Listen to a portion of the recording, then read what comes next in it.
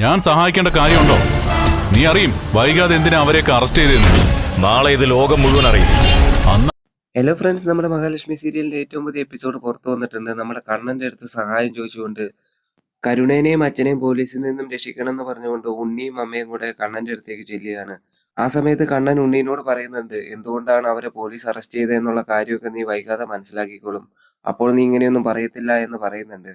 അതിനുശേഷം കാണിക്കുന്നത് നമ്മുടെ പോലീസ് സ്റ്റേഷനിലെ രംഗമാണ്. അതായത് പ്രഭാകരനെയും ഭാവദേവനെയൊക്കെ പോലീസ് സ്റ്റേഷന്റെ അകത്തിട്ട് നല്ല ഇടിയാണ് എസ്.ഐ ഇടിക്കുന്നത്.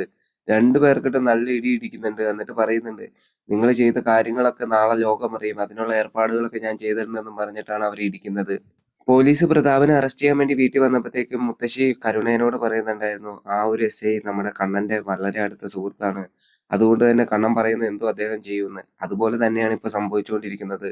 അതായത് ജയിലിൽ കിടക്കുന്ന രണ്ടുപേർക്കിട്ട് നല്ല ഇടിയാണ് എസ്.ഐ കൊടുക്കുന്നത്. പ്രഭാകരനിട്ടും വാമദേവനിട്ടും നല്ല രീതിയിൽ തന്നെ നല്ല അടി കൊടുക്കുന്നുണ്ട്.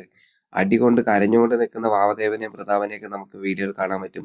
എന്തായാലും നമുക്ക് ഇന്നത്തെ എപ്പിസോഡിൽ കൂടുതൽ ഡീറ്റെയിൽസ് അറിയാൻ പറ്റും, എന്തൊക്കെയാണ് സംഭവിക്കാൻ പോകുന്നത് എന്നുള്ള കാര്യങ്ങളൊക്കെ.